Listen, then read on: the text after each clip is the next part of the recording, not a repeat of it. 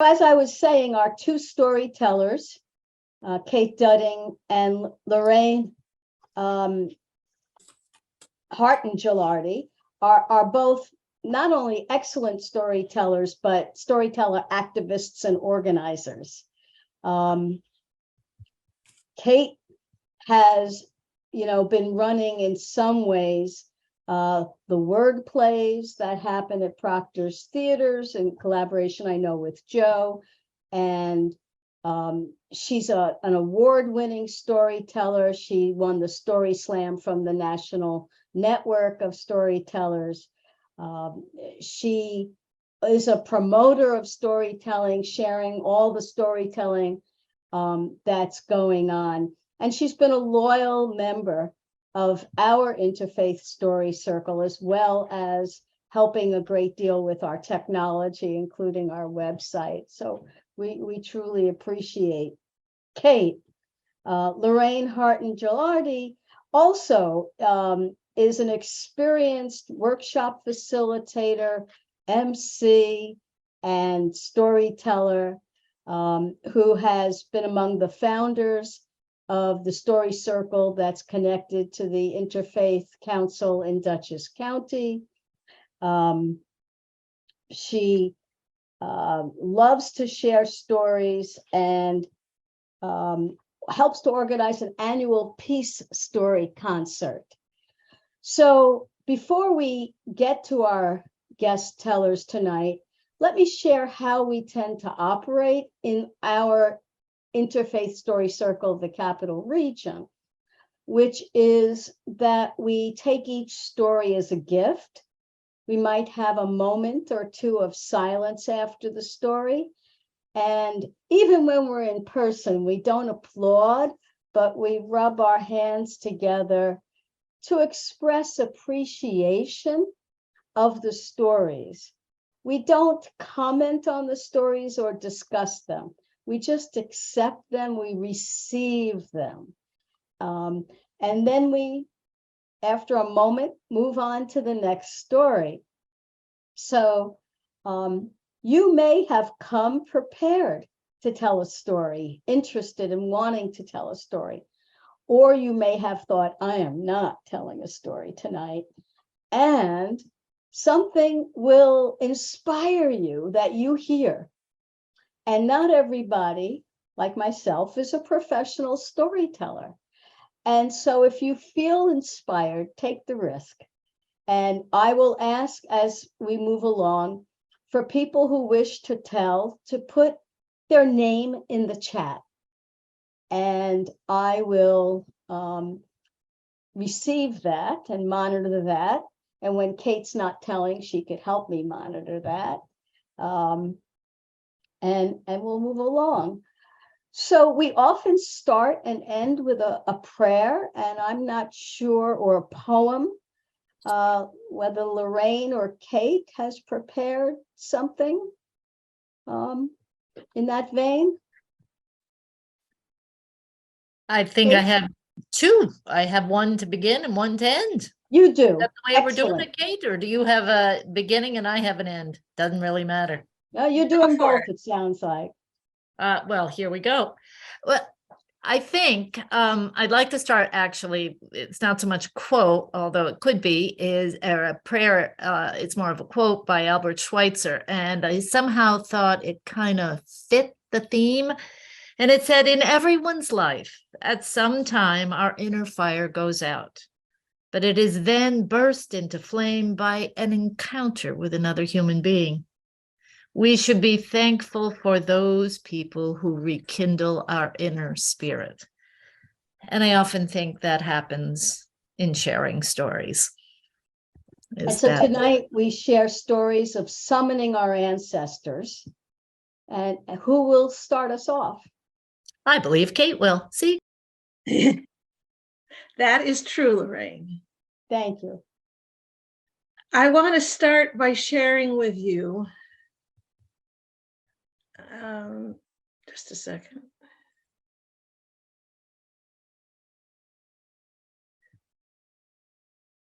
How I got started in storytelling. In the decade between when I was 32 and 42, my parents died of cancer and my best friend was killed in an automobile accident. A few years later, I discovered storytelling. And I realized this is a way I could capture my memories of them. Already they were beginning to drift away, as memories always do. But a story, you write it down, you record it, it is there. And years later, it'll still be there. Gert suggested I create a haiku to capture this idea.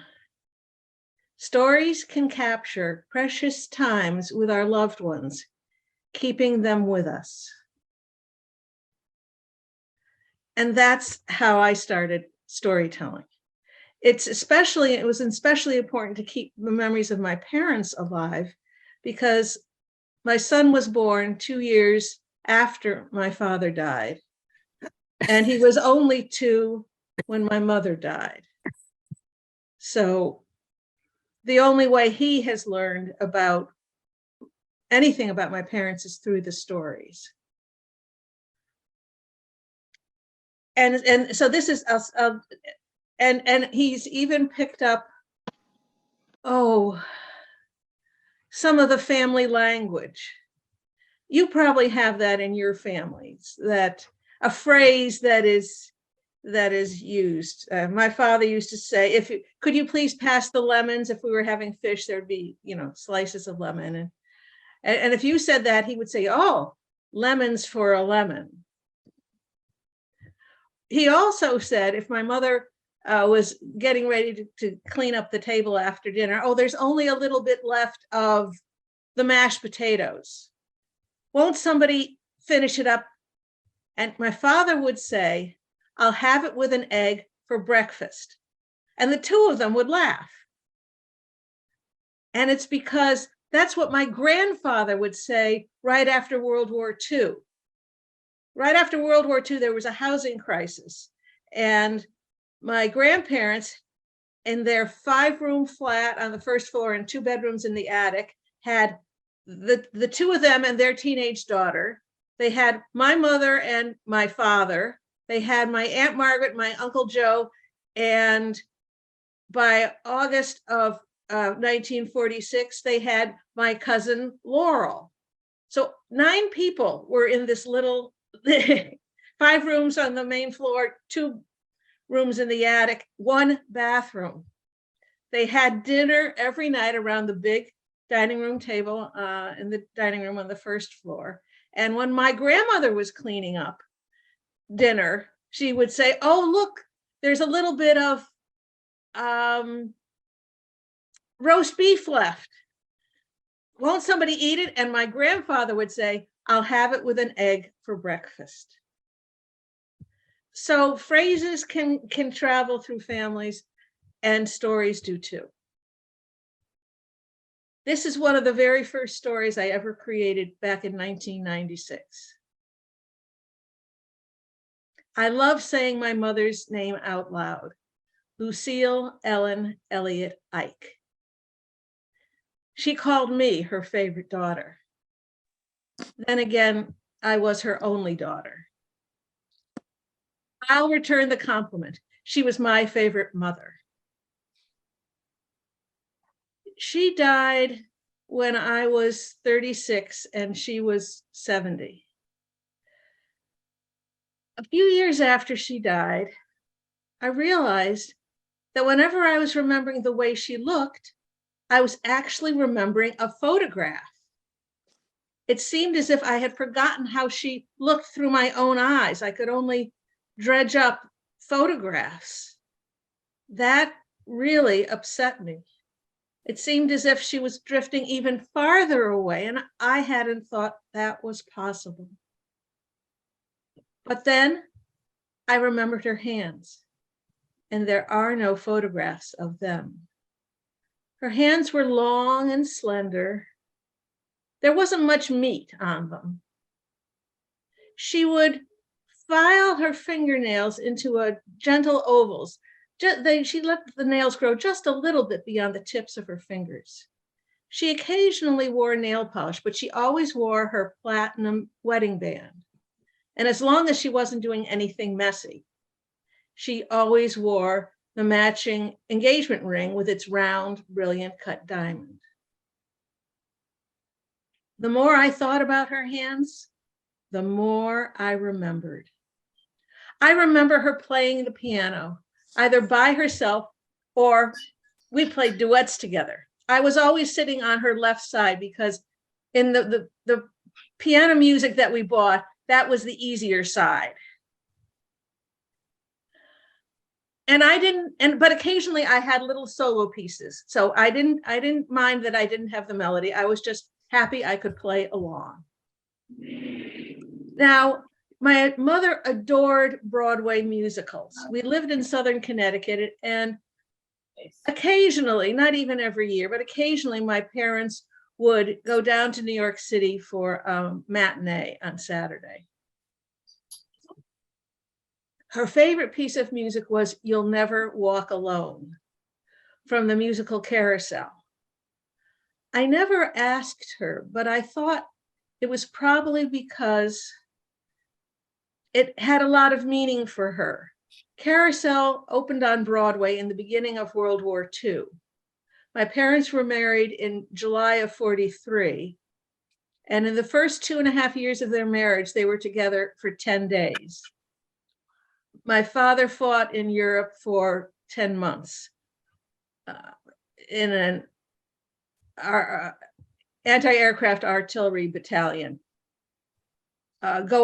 following Patton as his tanks crossed through France into Germany and then into Czechoslovakia. So I think you'll never, when you walk through a storm, hold your head up high and don't be afraid of the dark. I remember the first time she got the music to play it on the piano. She sat down and played it and said, "This is not right. The left hand is supposed to be flowing and it's just chords." So she did something I was distinctly forbidden doing. She wrote in the book and she used a pen, one of those new Bic ballpoint pens. And she broke up those chords into flowing notes. And then she sat down and played it. She said, "That's the way it's supposed to be." I remember my mother's hands when she went like this. Now, I know that's not unique to my mother. Perhaps you do this, or you know someone who does this when they have something important to say. When my husband and I were first married, we would drive the 3 hours to my parents' house and drive into the driveway. My mother liked us to not park on the street, but to park in the driveway. But there was only one spot that was legal for you to park in. Any other place you parked, your car would be in the way. The garage was at the back of the property. So you could park just beyond the door into the house. But my husband had an awful time finding this invisible legal parking space. So there were so many times I'd get out of the car and I'd see my mother in the kitchen window going like this, and then either going, "Move away from the house" or "Come closer." Luckily for my husband, eventually that spot in the driveway sunk down because so many cars had parked in it. And then he could just feel the car slip into the berth.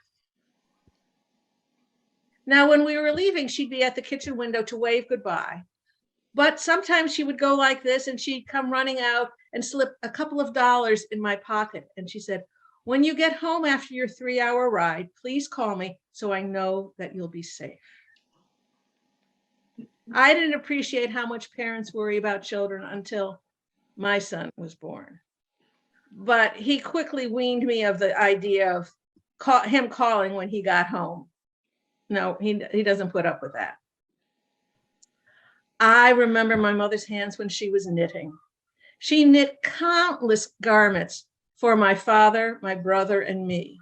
She even made things for my cousins. For instance, when each of them entered their senior year in high school, they took a trip to Cedar Bomb's yarn shop in Bridgeport, Connecticut, where my mother had bought yarn for 40 years. And together they would look through the pattern books, and my cousin would pick out a sweater that they liked and the yarn. And then my mother would make the sweater for them. After my mother died, my cousin Lance wrote me and he said, I still have that sweater your mother made me for my high school graduation. I remember her making it.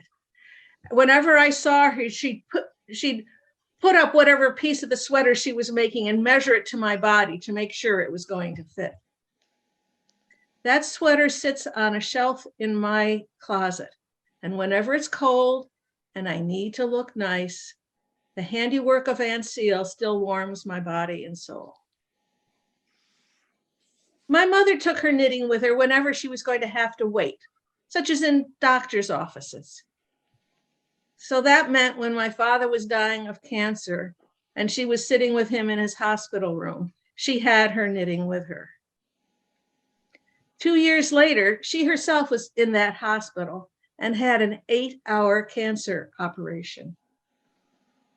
When I saw her in intensive care, she was alert, but she couldn't speak because she had a breathing tube in. Someone had given her a pad of paper and a pencil, and she wanted to tell me something. So she started writing, and then she handed it to me. She didn't have her reading glasses. And if you can't see what your writing isn't so good. I could only make out 3 words: died, father, and sweater. I said, Mom, no, you didn't die. They think they got all the cancer. You're going to be okay. I had no idea what to do with father, and especially not sweater. A few days later, the breathing tube was out. She was about ready to be released from ICU back into a regular hospital room. And so I said, do you remember when I first saw you after your operation, you wanted to tell me something and you wrote me a note? I could only make out 3 words: died, father, and sweater. Do you remember what that was all about? She said, oh, yes.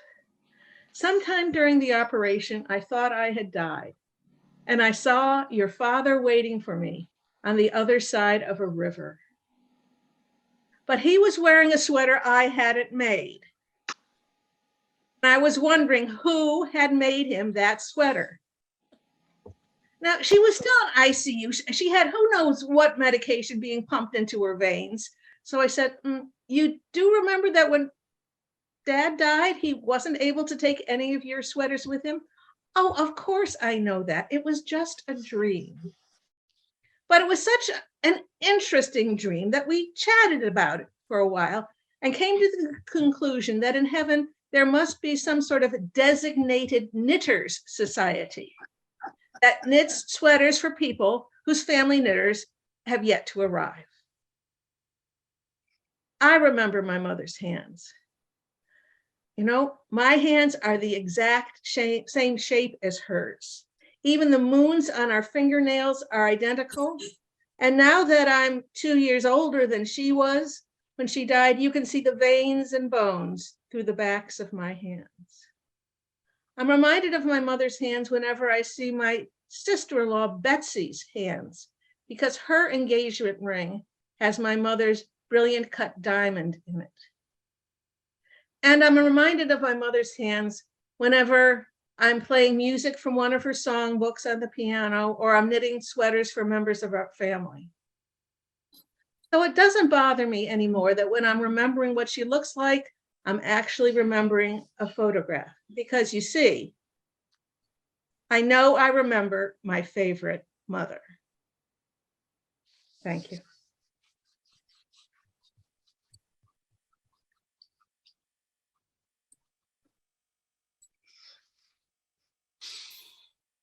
Oh, thank you, Kate. That was really very touching and inspiring. And now we have Lorraine, our next scheduled guest teller. All righty. I never know if I get to, oh, I do get to see myself. Okay. I'm going to take my glasses off because I can't really tell with my glasses on. I don't know why. I have no idea. Partially because when I tell in, I guess, at school, I need the kids to see my eyes.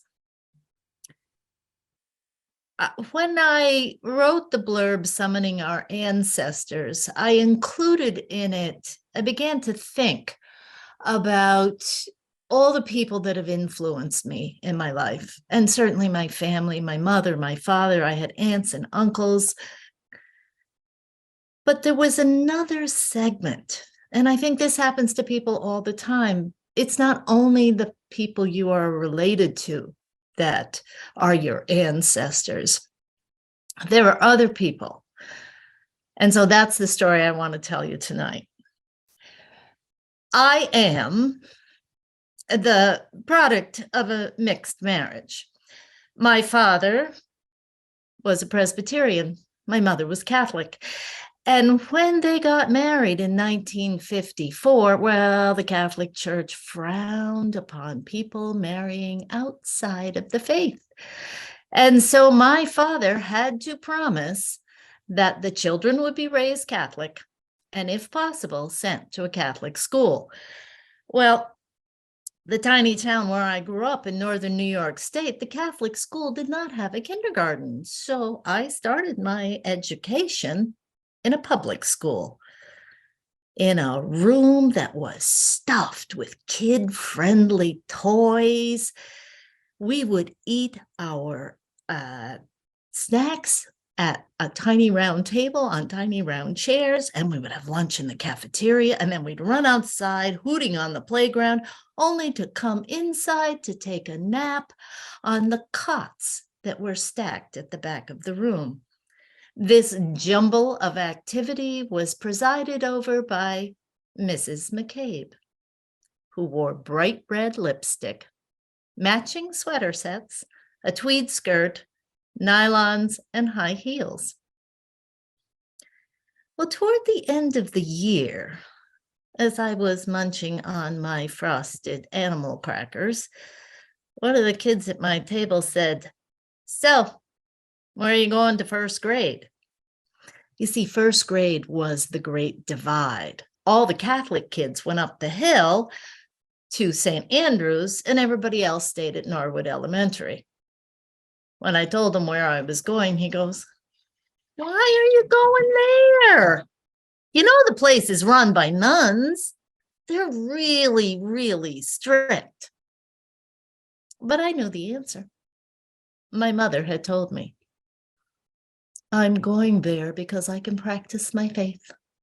I'll be able to pray in school. Well, as soon as Mrs. McCabe heard that, she stopped the conversation because she knew the rules. There was no mention of prayer in a public school. On my first day of first grade, I trooped into St. Andrews along with an army of kids, all of us dressed in uniforms. Mine, like all the girls, was a blue jumper with a white blouse. The boys all wore blue slacks, pale blue shirt, and blue tie. Now, St. Andrews was your 1950s building. Built for functionality. Oh, not for beauty. No, it was brick on the outside, cement block on the inside, and it was shaped like a T. You entered through the front door, and then you passed by the principal's office, the health office, the boys' bathroom, the janitor's closet, the girls' bathroom, and another room. And then the T part, well, that was the hallway. On the left side, there was grades 1, 2, 3, and 4. And on the right side, grades 5, 6, 7, and 8. We had no cafeteria, no library, no art room, no gym. We didn't even have a playground.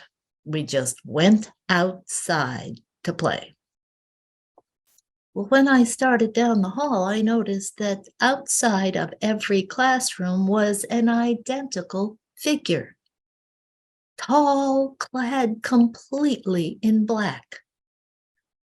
Each had a long black veil that rested on some sort of triangle of white. Each had a stiff, white, round celluloid bib. Each had a rope, a black rope tied around their waist, from which hung the biggest set of wooden rosary beads I had ever seen. These were our teachers, the sisters. They wore uniforms too. My classroom was the neatest place I had ever seen in my life. There were 6 rows of 8 metal desk chairs. The teacher's desk, which was just an ugly rectangle, had no clutter. The blackboard was immaculate, and over the blackboard was a long black cardboard strip with white letters in regimental order, capitals followed by small letters, all of them tucked between 2 solid lines with a dotted line running down the middle, just like cars on a highway. And over it all, the crucifix, to remind us of the purpose of our education. At the beginning of the day, Sister Marie Thomas introduced herself. I'm your teacher, Sister Marie Thomas. And then we all stood up right next to our desks and learned a routine that I practiced every single day I was in school till I graduated from high school. We looked at the crucifix, made the sign of the cross, said a Hail Mary, turned to look at the flag next to the door, put our hand over our heart, said the Pledge of Allegiance with liberty and justice for all. Amen. And then we learned what is perhaps one of the most useful and fundamental skills of a Catholic education. We learned how to line up. We lined up quietly and quickly and efficiently. We lined up for everything. We lined up to go to the bathroom. We lined up to come back from the bathroom. We lined up to go outside. We lined up to come inside. We lined up to get on the bus. It had a practical purpose. There were 48 children in my first grade. Without a line, pure chaos. But I think there was a theological significance as well. Kind of showed us where our place was in the natural order of things and helped us accept all the commandments of the Catholic Church. Well, we got used to the rules and regulations. But the sisters, they were a puzzle to us. I mean, part of it was all the clothes. They wore a lot of clothes. And they all lived together in a convent, a 2-story brick building, which was across the parking lot from the school. But it wasn't an ordinary house. No, it had stained glass windows downstairs because they had a mini church inside, a chapel where Father McGuire would come and say Mass. And then we found out our teachers belonged to a special club, the Sisters of St. Joseph. They lived all over the United States in convents, all dressed the same, and they followed some special rule. We began to wonder if they were real. Did they eat? Did they go to the bathroom? Did they wear underwear? Now, from first to second to third to fourth grade, we learned what all kids learn. We learned our ABCs, we learned how to read and write and add and subtract and multiply and divide. But we also learned the mysteries of the Catholic Church, aided by the Baltimore Catechism. It was a child's manual of doctrine, questions followed by answers, and we had to memorize them, all 499 of them. And if you got the right answer to a question, well, you got a little gold star in your catechism. Now, number 34 in the Baltimore Catechism asks, what is a supernatural mystery? Answer: a supernatural mystery is something we don't fully understand, but we believe because it is the Word of God. Now, we knew who spoke the Word of God. It was the sisters. I mean, they knew what our souls looked like. Sister Philomena had shown us.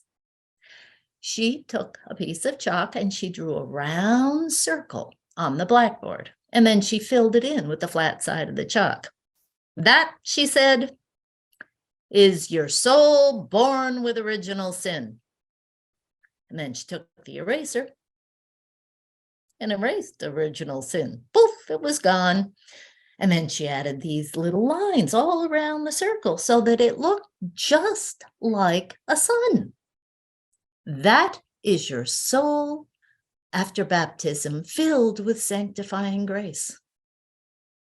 And she took the chalk and she started to draw dots inside the circle, and she erased some of the rays. That's your soul with venial sin, you know, the ordinary kind. And then she took the chalk and she colored in that circle viciously and erased all the grace. That frightening thing was our soul with a mortal sin. Now, if you died with the soul that looked like the sun, well, you went right up to heaven. Die with a freckle soul, you went to purgatory, which, as far as I could figure out, was sort of a uncomfortable waiting room for heaven. You died with that ugly mortal sin soul, you went straight to hell. Well, nobody wanted to go to hell. We'd seen what that looked like. We had pictures in the Baltimore Catechism. And then after 4th grade, we turned the corner and we started up the other side of the hall. Things changed a bit. Our teacher, Sister Giovanni, she was young. I mean, really young. And it was apparent she didn't quite get all the rules. By that time, there were 53 of us in the classroom, including 2 very difficult troublemakers, Lenny Richards and Jimmy McKenty. Well, we all drove the poor woman to distraction, and she would sometimes run out of the room in tears up the hall and get reinforcement from our principal, Sister Jane Francis. Now, that winter, we couldn't go outside. Snow literally covered that side of our building, so we were inside for the whole winter. And we would sit at our little metal desk chairs eating our lunch out of the brown paper bags. And Sister Aquinas read to us out loud from the adventures of Tom Sawyer and Huckleberry Finn. She raced back and forth in front of the classroom, her black veil streaming out behind her. And her voice changed with each and every character, and her face, it changed with every situation. She was happy, she was sad, she was angry, she was frightened. And the walls of that classroom disappeared. And we were right there on the raft with Huck poling down the river. Our 6th grade teacher was Sister Henry. She was French Canadian, an artist, and she loved to laugh. And when she did, her face turned bright red. We did a lot of art projects in Sister Henry's class. And one afternoon, while a bunch of us were on the floor coloring in a mural of the Holy Family, she decided to tell us about her favorite piece of art, Michelangelo's David. And she told us that David didn't have any clothes on. And then she told us that the Vatican had a lot of statues that didn't have clothes on, but they covered up certain parts with a fig leaf. Now, why would they do that? She said. The human body is beautiful. Well, that winter we couldn't go outside either. So Sister Henry decided to push all the desks to the back of the room so we could do exercises. And she was just about to lead us in jumping jacks when she realized that if she put her hands completely over her head, that celluloid bib would decapitate her. And so she turned it around and she untied the black shoelace that had it held together and she took it off. And we saw the bottom of her undershirt and the top of her linen hood. And one of our questions was answered. Nuns wear underwear. Well, after that, we decided to ask her questions about, being a sister. We found out that sisters have hair. And she gave us a little clue. She said, you want to know what color the hair is? Just look at the eyebrows. I have dark brown eyebrows. My hair is dark brown. Sister Jane Francis, gray eyebrows, gray hair. We kept asking her questions. But as the winter wore on, she laughed less and less. And she told us that the women who became sisters sacrificed a great deal. They had to leave their families. And they would never know the happiness of having a child of their own.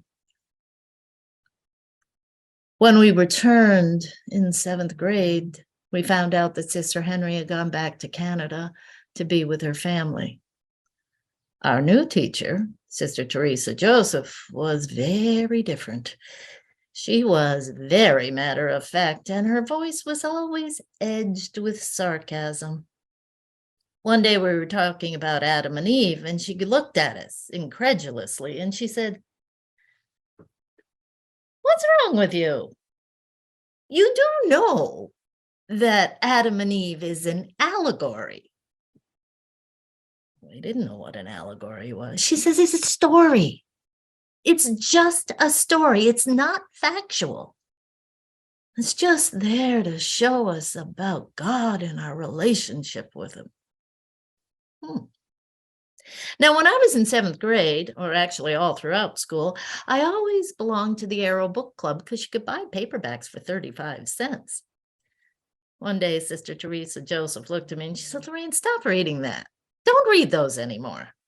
And she went over to her desk and brought over this big red leather-bound volume, opened it up and pointed to a particular story. Rappaccini's Daughter, a Gothic story by Nathaniel Hawthorne about a man who raised poisonous plants and a daughter who became poisonous. Oh, that changed what I read. I became a fan of Nathaniel Hawthorne and Edgar Allan Poe. In 8th grade, things were changing in the Catholic Church. Father McGuire no longer said Mass in Latin, he said it in English. And now we had a second altar that was much closer to the people in the church, and Father said Mass facing us so we could actually see what he was doing. We had a teacher by the name of Sister Giovanni, who told us one day as we were discussing sin that there were a lot of sins. But she said the ones with sex, they're not the worst ones. Well, that changed the way we thought about things. That spring, I was in Ames department store buying an Easter hat when my father came up to me and he said, "Lorraine, stand behind that line, the counter, and look, there's someone there I want you to see." So I did, and I looked, and there was this woman who was buying china cups and saucers, lots of them, piling them up on the counter, and she did look vaguely familiar. She had frosted blonde hair, and she was very, very pregnant. And then I recognized her, and I hollered out as I ran to hug her, "Sister Henry! which caused the girl at the checkout counter to drop 2 of those cups, and they shattered everywhere. And Sister Henry, she just laughed right out loud. I stood talking to her for a while before she left, and she told me that she was married and the baby was due in about a month, and she wanted to know if I was still drawing. That was very important that I keep drawing. Then she gave me a big hug and a kiss, and I watched her walk out the door. In 1962, Pope John the 23rd convened the Second Vatican Council, which lasted for 4 years. He said, I want to open wide the windows of the church so that we can see out and the people can see in. When I went to high school, Holy Family High School in 1968, oh, the ripples of that council were being felt. Things weren't taught anymore in nice, tidy little formulas. No. Father Wright tried to teach us about existentialism and how great freedom meant you had great responsibility. Sister Barbara Kennedy wore jeans to school. And when we gathered for Mass in the gym, we sang popular songs like A Bridge Over Troubled Water by Simon and Garfunkel. But I'd already had the windows opened. They were opened by the sisters on the right side of the hall. Sister Aquinas, Sister Henry, Sister Teresa Joseph, and Sister Giovanni, who had helped me see the mysteries, both supernatural and not, of the Catholic Church. And that's a story about my ancestors in a very real way. Thank you. Thank you all for listening. Oh, thank you, Lorraine. That was such a wonderful story. Such a wonderful story.